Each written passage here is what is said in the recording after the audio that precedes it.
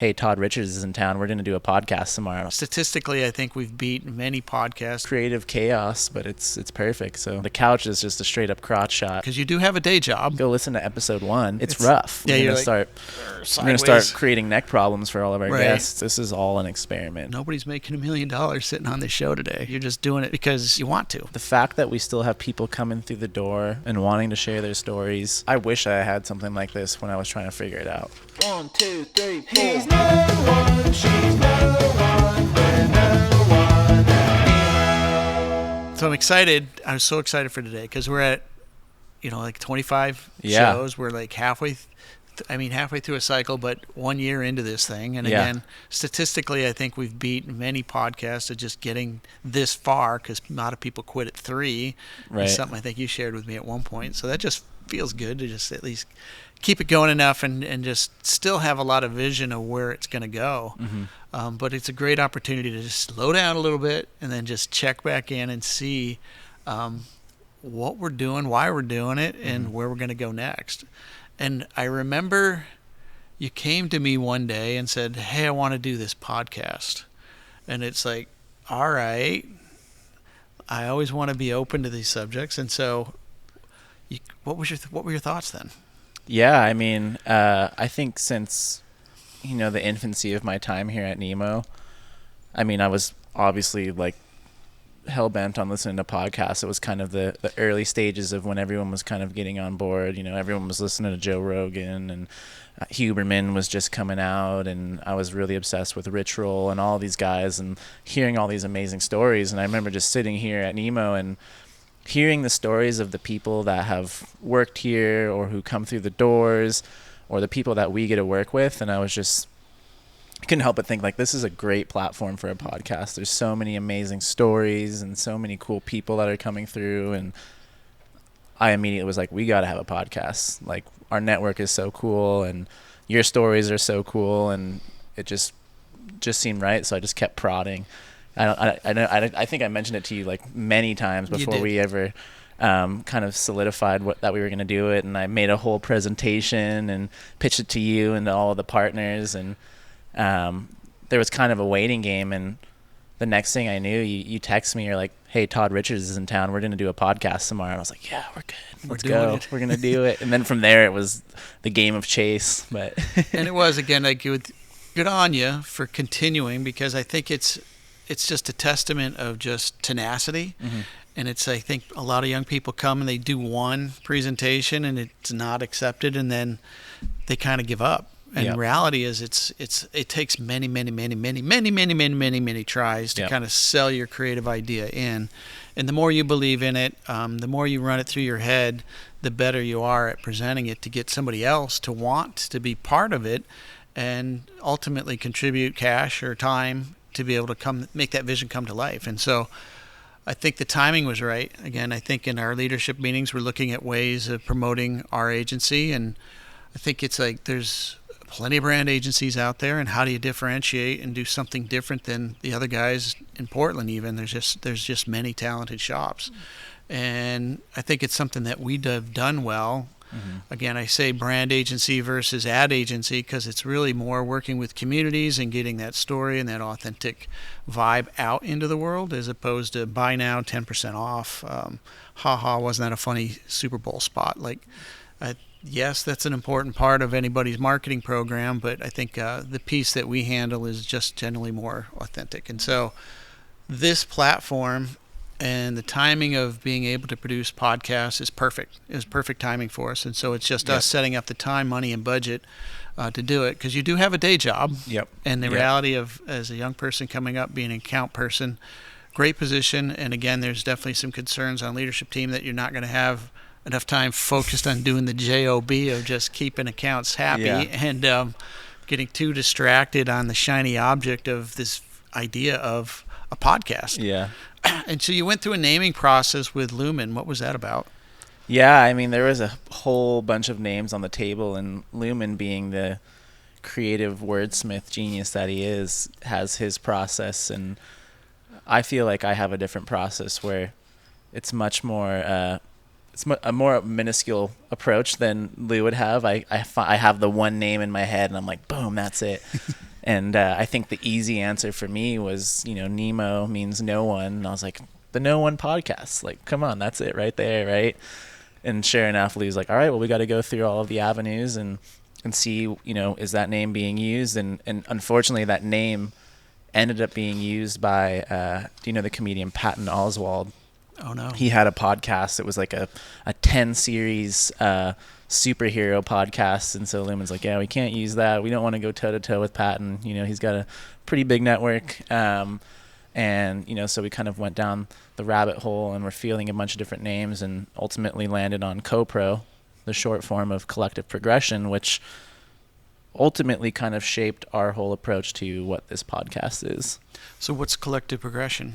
Yeah, I mean, collective progression it's kind of what we do, and it's how we approach projects here at Nemo and problem solving, and it's, it's a group effort, right? Even these origin stories of Todd Richards or Tom Monterosso, these singular people didn't do it alone, right? There's always going to be people involved. I didn't get here alone. My origin story involves so many different people to where I got to today, so it's about kind of celebrating that. And it is I think, definitely a strategic advantage when you work with a group, if you can manage it. And it comes out of that era of like, how do you say it nicely? Like, my shit don't stink. Yeah. Creative director roles. And we don't see that here. No. So it just makes it a better place for the clients as well as for people that do work here. Totally. I mean, that was one of my favorite things when I started here. I obviously, as you do, you have...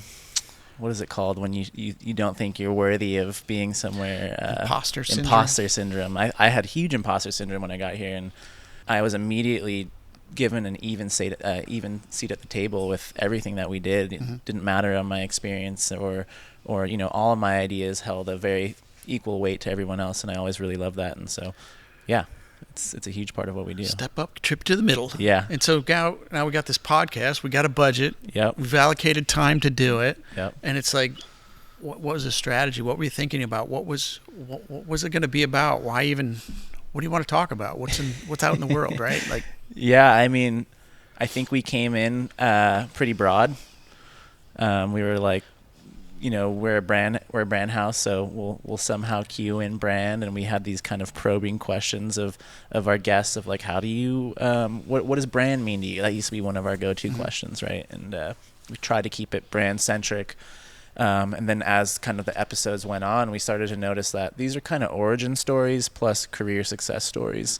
And we kind of honed down on that, kind of get into the minds of some of these people, some of these larger creatives, from Ryan Coulter to how he got to James Brand from, NASA at one point, to Vince LaVecchia, starting Instrument, and how did he get there, and from Vermont working on Burton to where he is now. And I think we ultimately kind of honed in on like, these are kind of career inspirational success stories, origin stories, if you want to call it that. And I think it's like everybody wonders, how come that guy is sitting at that desk and I'm not? Yeah. And there's always something pretty simple, I find, at 10 years old, where you kind of find your vision. And again, I really, Matt Teskey's story was really right there as well, of just wanting to be in space and exploring that stuff. And then now he's in the EV world and heading up that whole program. So it's just interesting in how we all don't fall too far from the tree, so to speak, and as a little kid and what we're passionate about, and then actually making it come to fruition as a career. Yeah, no, totally. It's something that kind of came to mind the other day is this kind of phrase that culture is what happens when you're doing something when no one's looking. And I think it's a combination of that and passion. Like you look at Matt Teskey, for instance, is he took the alt route in the car world and was beefing up, I think it was Fords at the time, where people weren't really doing that. They were, doing these lightweight Honda Civics and stuff. And he's like, well, I'm going to go this alternate route. He's passionate about cars. He saw kind of a white space just through his own passion alone. Wasn't really looking for recognition, and ultimately got the recognition to bring him to where he is today. He did all right. Yeah, he did pretty good. I got to give him a shout. Yeah. And then, there's a bunch of shows, there's a whole bunch to pick from. What are some highlights for you? Oh man. I mean, more recently, and this was kind of one that I didn't really know too much about him. I'd heard you talk about him, but it was Danny Kiwi Meyer.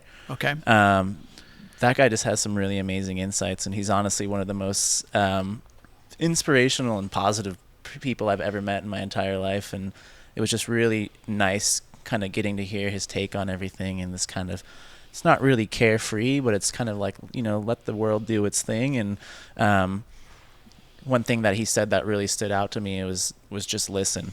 Collaboration requires negative space. Collaboration requires a need or a purpose or even a level of interest and a level of curiosity. Those are the foundations for collaboration. That's all you got to do, is you just got to listen. You don't even have to say anything sometimes. He said people say way too much stuff. Sometimes they just want someone to listen. And so I've kind of taken that as a kind of one of my mantras now moving forward.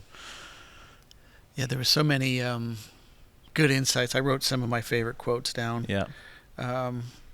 Tor was just on, and you can't fake passion. Yeah. People know when you're in it for real. There's that authenticity flavor that a lot of our guests have, all of our guests have, that I totally appreciate, and it's part of the process of who we choose to bring on the show. Maybe that's another question for you too, is like, how do we go through and choose who we choose to put on the show? Yeah, I mean, there's a really long list, and part of it comes down to people who inspire us, people who we look up to, people who we've really enjoyed working with, and have taken kind of this alternate route, not maybe the most conventional route, where Tor started with, he was a ramp builder and kind of a jack of all trades, right, and eventually found himself into the brand world. And a lot of it also comes down to who's available. That's half the game, right? Is chasing down the next guest, and we've gotten a lot better at it. Right. We've got some in the bag, whereas initially it was like, we got an episode in 2 weeks, and we were recording, editing, and releasing all in 2 weeks. So yeah, it all looks smooth when it's on the website. But, yeah. And again, there's some strategies I think that we did that. Keeping it real, again, it's like 100 is a show that you've shared. Is like when you get to 100, there's a certain matrix, and there's things that you can expect that will happen. Again, at 50, we'll see more engagement from the community, and again, that's part of what we're looking forward to, is how do we help the community grow. And at that time too, you'll start to attract people, let's say, outside our direct circles, and taking it out a little bit, and then bringing their stories, inspirations to the shop and to the CoPro podcast.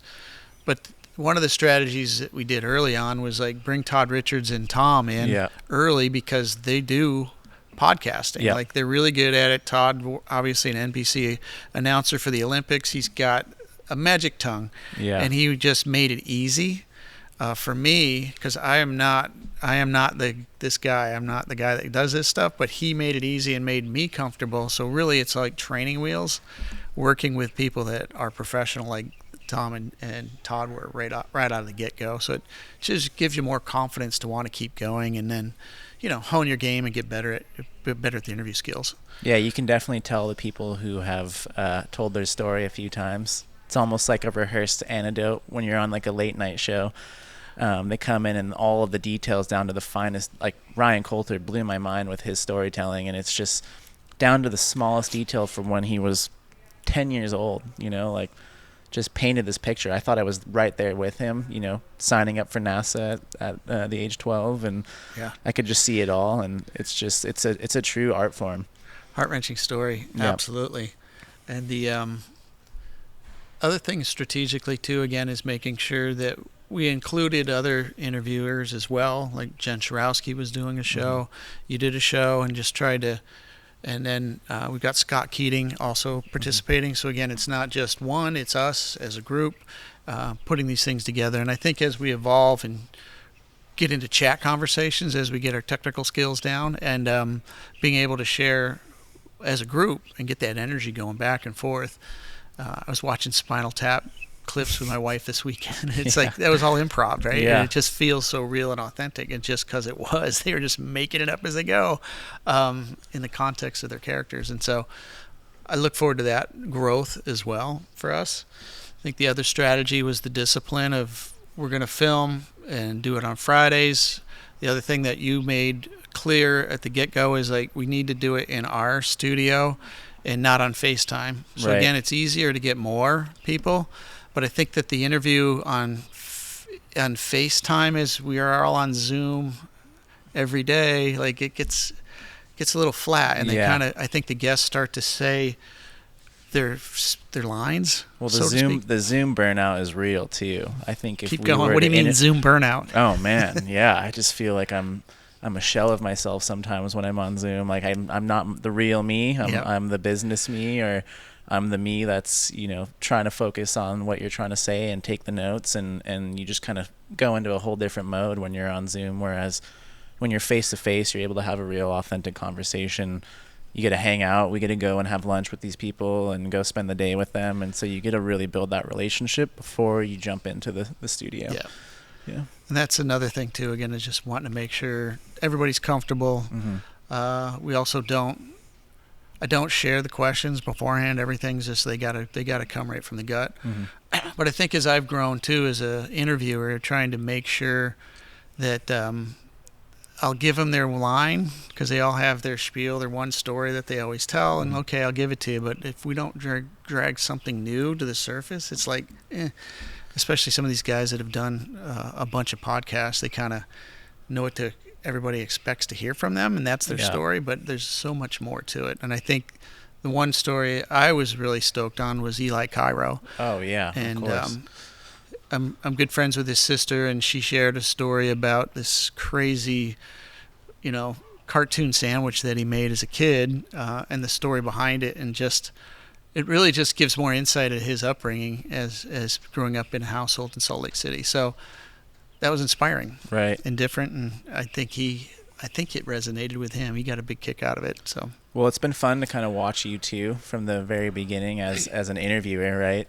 I think the Todd episode was a really easy shoe-in for you just because you've known him for so long. Mm-hmm. So the questions were there. Then the conversation was casual and normal because you've obviously talked to each other over the years. But seeing you from your prepping phase through the research to actually being live and recording, you've just grown a lot. Do you feel like you're more comfortable now these days when you're doing these episodes 25 in? no, Great. thank you. Yeah. And again, it's like, it is a process, and I think it's fun and challenging, and I always want to be respectful of their time and their story, and give it, we're going to work on this for 24 hours straight, and we're going to make it awesome, because that's just what we should do for these people and sharing their stories with us, because nobody's making $1 million sitting on this show today, and so there's no residuals, no back end. You're just doing it because you want to, period. And so yeah, and I think the other one is part of the strategy too for myself is like trying to use the softball like Todd, and then I think Lindsey Burns was one that was a real challenge for me. So again, we've had folks comment and go, hey, we need more females, and we brought Kara in, Shannon Dunn, and then for me it was just rehearsing for Lindsay's show. Like, she hit me up on email one day, and we just thought, man, this person has a really interesting story, but I know nothing about Lindsay. Going in blind. In blind and just having to figure it out, as you do. And I think as we grow, it's like that's going to happen to me more often. I'm going to be in front of people that I don't personally know, like Todd or even Shannon, and it's like it's going to be a challenge. I got to work. Yep. And then I think that makes it more exciting, is like, what can I do to bring something new and Right. inspiring? And I think then the other one is just who's been the inspiration, bringing in the idea of podcasting. It's like definitely Hot Ones. Yep. And Sean Evans, and just the detail and thought he puts into his questions. You think about it, they ask, 8, 10 questions of these celebrities, and then they give their spiel at the end, like, hey, I'm in this movie this week, blah, blah, blah. Mm-hmm. But it's entertaining, and you're always waiting for the, the reactions to the hot sauce. And even old school, Dave, we got David Letterman, I grew up on that. And I think about Howard Stern. Yep. And how he was just so out there, but he's the modern day podcaster in a lot of ways. Yeah. He still has that same platform, and he keeps it interesting. I don't know how he keeps doing it for so many years. And he's always surrounded himself with great characters and good interviews and people that want to be on the shows. And I think there is Bruce Springsteen interview was really good. Yeah. Most recently on his part, but it's those. There's so many, right? And again, Scott Galloway, watching what he's doing and all the, let's say the other bookshelves of podcasts that he's participating in, and just trying to expand the energy and momentum that he's got for himself right now. Yeah, that was kind of an inspiration to us. I know right now we have the one platform, but we're starting to see there's all these different avenues that we could kind of go with it. Well, there's like the post show, or more of the brand side show versus the straight up interview show versus behind the scenes, right, like, and they're all equally as important. Is kind of what we're realizing, and that's only what's going to grow your audience, because you never know. It's just not one platform isn't going to attract one person, right? Right. And so again, I look at CoPro as sort of the hey, here's some inspiration for your career, and these folks have figured it out, and they can, hopefully there'll be an insight within their story that'll fire up somebody to be the next whatever they may be. And then I think about I take it for granted. Jeff just got back from a Nike shoot in Dallas with his Dallas Cowboy. Yeah, CD Lamb.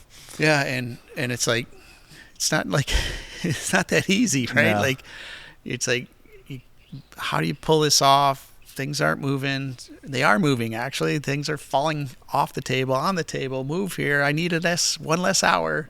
Everybody's stressing. And then to Jeff's credit, like, he's done that enough to be calm, cool, and collected in the moment to deliver the goods. And so let's tell that story, right? And again, I keep thinking about so many cool brand stories that you don't know anything about.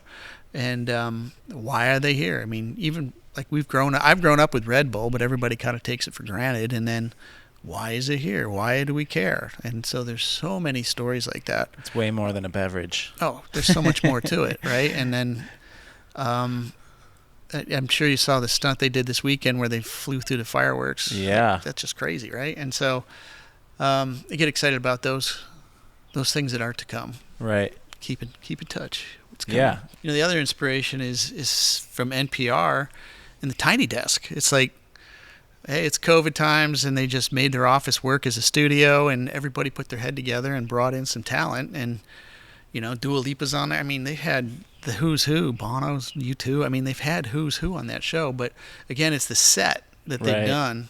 And then I think you were the biggest inspiration for what our set is. Yeah. We started off with, it was one couch, one coffee table, and we quickly learned kind of the quirks with that. There's some kind of rules that we've outlined for ourselves when it comes to what our set looks like. And yeah, there's so many things that you don't think of going into it to make it look like an attractive set.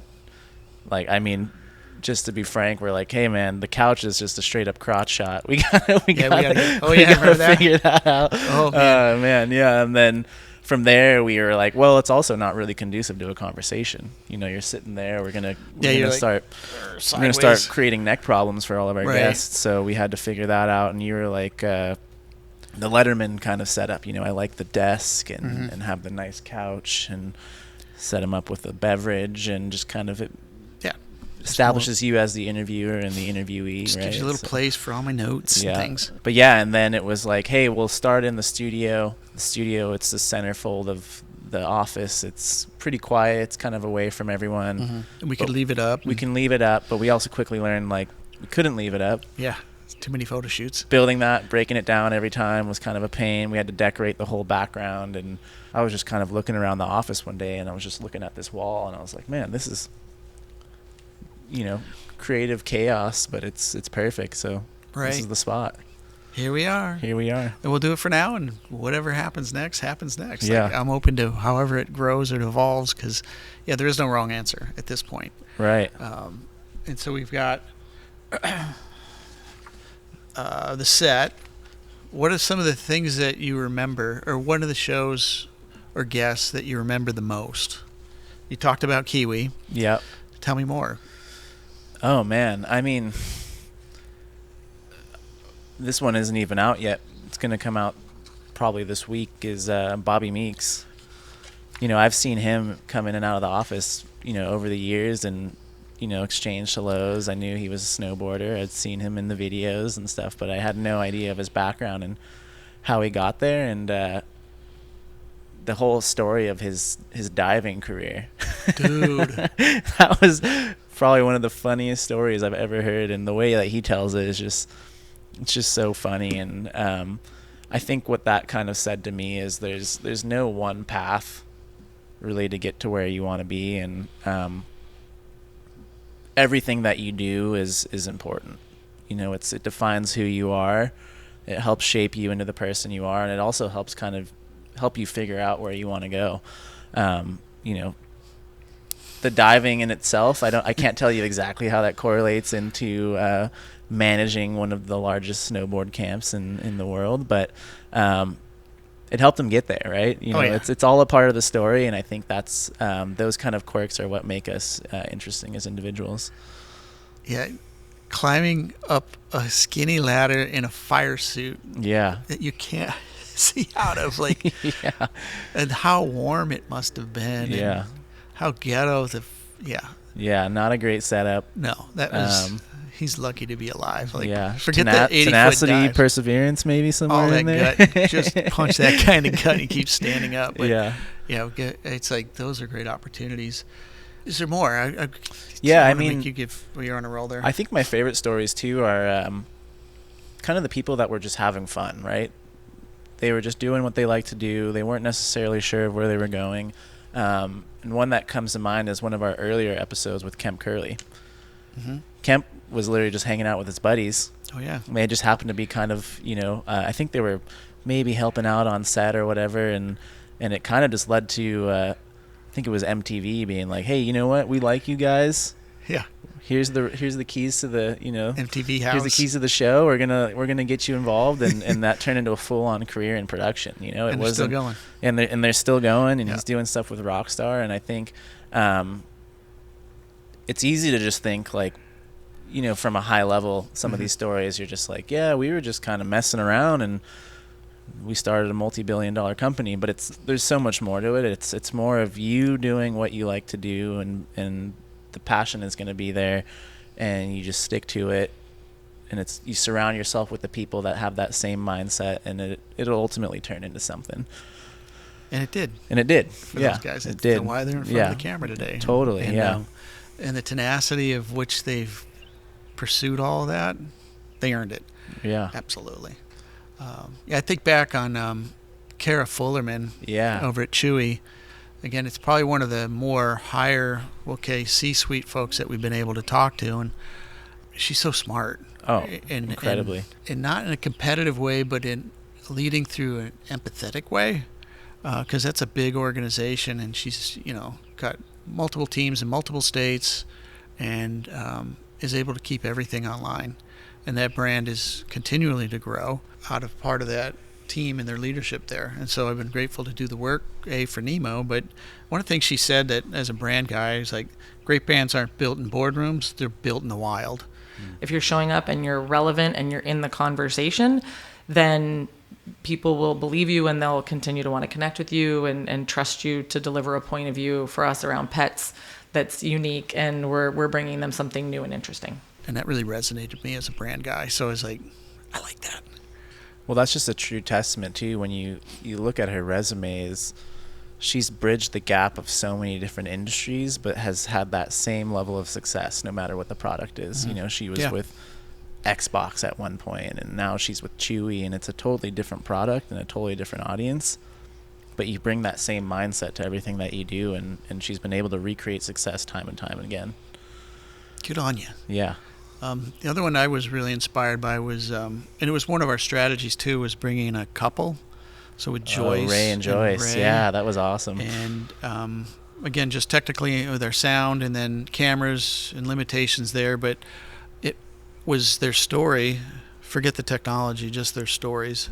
And again, the tenacity of immigrant families coming to make a better life here in the United States. And then, Ray just like, if you want to go fast, go alone. If you want to go far, go together. Profitability of a project is like my lowest priority. It's does everyone walk away from that project feeling good and wanting to do it again and again for another 20 years. That's my goal. And that really is collective progression wrapped up into a sentence. And he and they really do that every day in jobs that they accept and that they will continue to do. So more power to them. And the funny part is, on the downside of this thing is, like, my mom reviews all these things. So on my call with my mom after each show, she kind of critiques and shares her insights. She loved that one. Yeah. They just had a great story. I just really appreciated their ability to build each other up. And they're truly a we. It was never I. It's really easy in this industry to, as a creative in this country, to let your ego take over and you know take control of everything, and you be at the center of it and not want to like distribute the work evenly or the credit where it's due. And that whole interview, it was never I, it was we, or it was her. He just wanted to, and same for Joyce to Ray. It was, they just truly piggyback off of each other and lean on each other's creative abilities. And yeah, I mean, talk about adversity from the start of, immigrating here to, leaving a pretty comfortable job high up as engineers and taking a shot on pursuing passion. So, and then overcoming adversity there and bridging the gap from, wedding photographer to major production for the NFL. So pretty crazy. And what was the guy, who was that celebrity they shot with? I mean, the president of the United States. Oh, that one. He's one. Obama. No, there was John Malkovich. Oh, right. Yeah, right? yeah. So and having a relationship with John Malkovich. Yeah, like, Joyce hung out with John all day, and and said he's a nice guy, so that's always nice to hear. I would imagine so, but insane. And then one of the other strategy too was Jacqueline Suzuki. Oh, right. So again, on the brand side, and again, somebody that we shared space with, we've done projects with, but I don't really know personally that well. And so it was another challenge for me to kind of really bring the most out of her in the interview process. And she's way smarter than me. So I always get intimidated when you're up with people that are way smarter than, they're batting in a different league than I am. But at the end of the day, we all come together in the middle and want to just do good stuff. So yeah, and that interview was inspiring to me, just to have way more attention to the fine details and really analyze the full picture in order to come to a conclusion, right? She said something, I was like, purpose-driven work isn't just good for the world, it's good for your business. Right. Pretty simple. Yeah, and we had the pleasure of working with her on the Mattel project. Right. And that was, I tell people about that project all the time. They're like, that is awesome. That is super rad. And I was like, I mean, we were just guiding the creative. It was kind of all of her that's the mastermind, and her and Kat doing all the research and conducting the interviews and trying to find gathering all of the data. And it's so good. So those are parts of the show that I resonate. There's just so many more. I don't want to leave anybody out. Yeah. But again, what are you thinking too? Again, is like, why keep going? What's in it for you? It's like, yeah, I mean, for me, I wish I had something like this when I was trying to figure it out. Like, fresh out of college, I was inspired by the fact that there was endless possibilities, but sometimes it's a little bit overwhelming. Yeah, I had no idea what I was going to do. I mean, I majored in music business, so I mean, I was like, all right, well, I'm going to go work at a recording studio, and we'll see where that goes. But I think in my mind, I was so pigeonholed into my degree, and I just wasn't really able to see the bigger picture, that there was so many more opportunities out there. And I wasn't just a musician. I wasn't just, into business and marketing. It was more so kind of just following your path and naturally letting that next step come to you, because it will present itself to you. And it, sure enough, it did, right? And I think that's kind of a lesson to learn from all of these stories. It's just, let it happen, but be aware. Be aware of what the next step is, because it will present itself to you.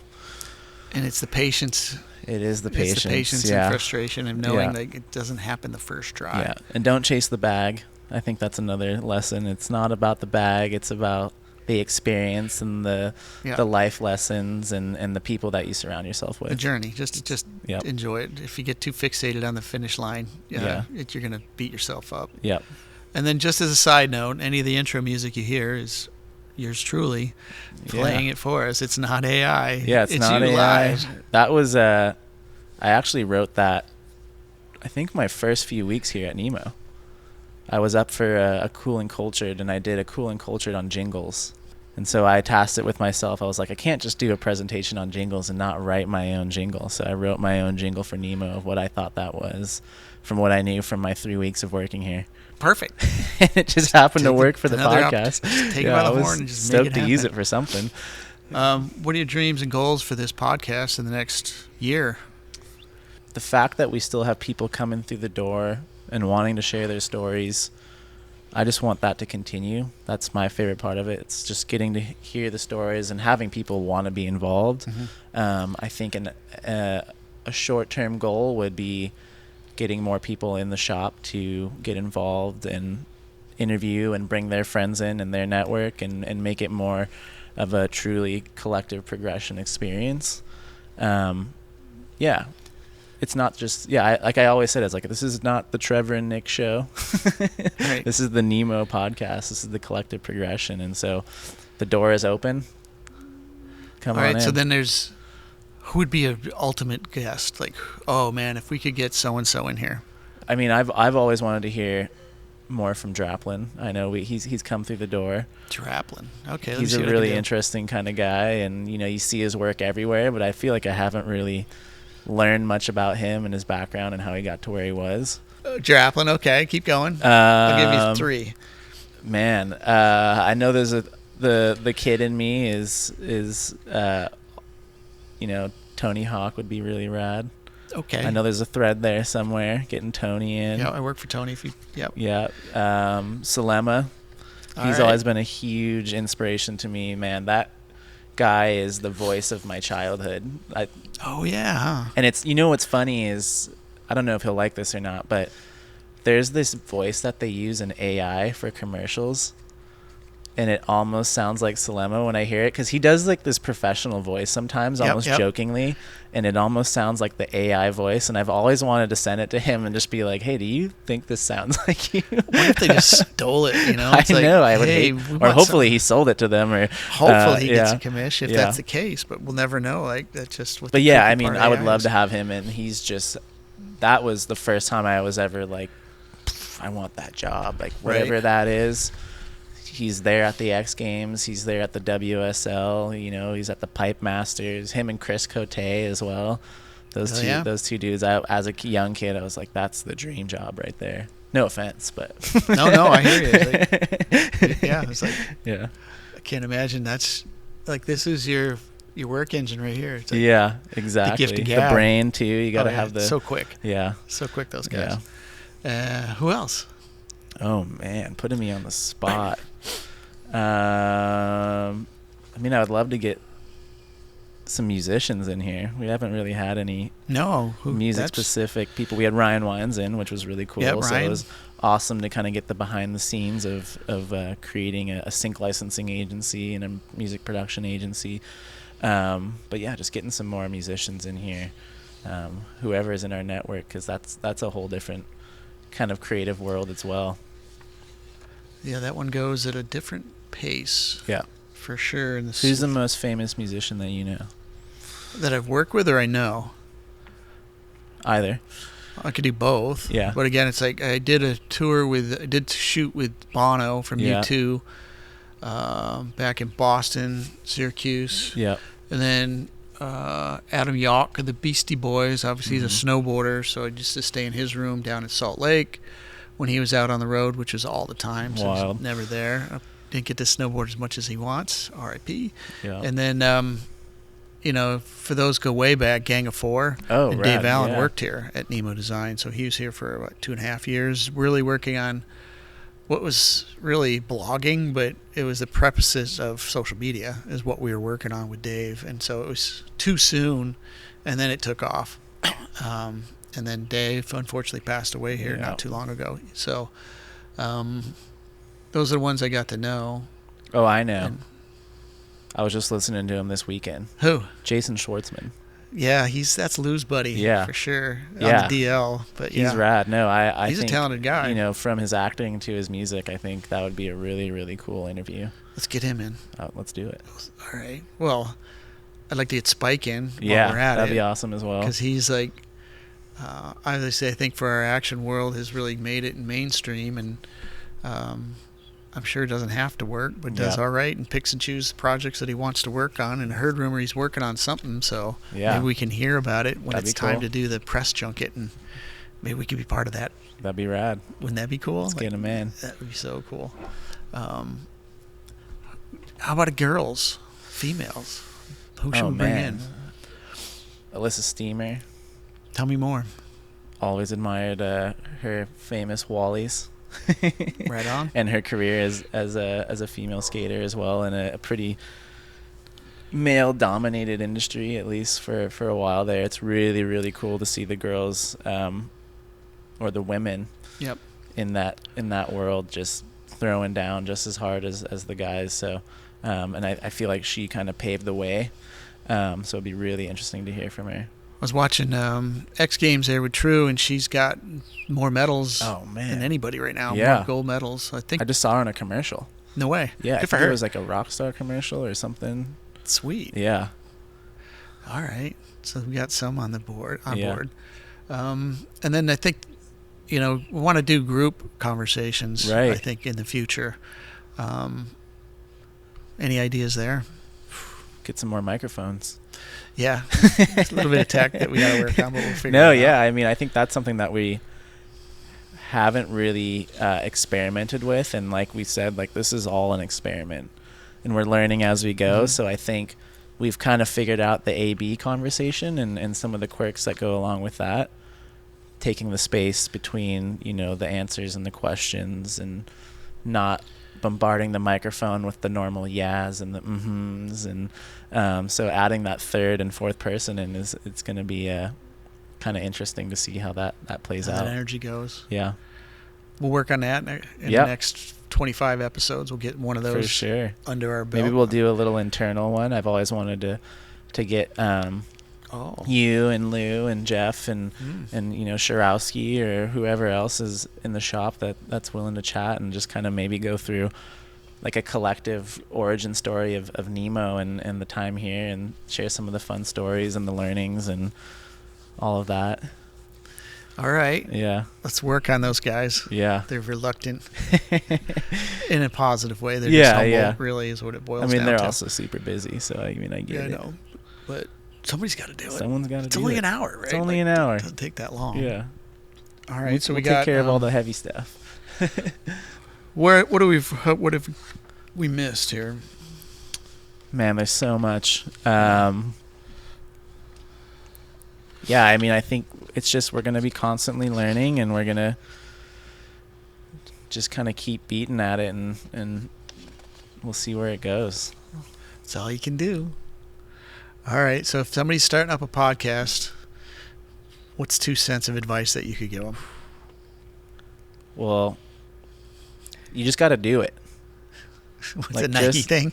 Literally Nike, just do it. No, really, you just got to do it. I think I talked about it for so long, and not even just at Nemo, about having my own podcast and having people in and just having conversations with friends. And I've always had the equipment. There was nothing really stopping me. But I think as someone who works in the creative world, you want to like fully flesh it out and come up with the creative concept and the topics and the research, and you can get way too deep into that, and before you know it, it's like 2 years has gone by and you haven't done anything, and you're still talking about how I need to make a podcast.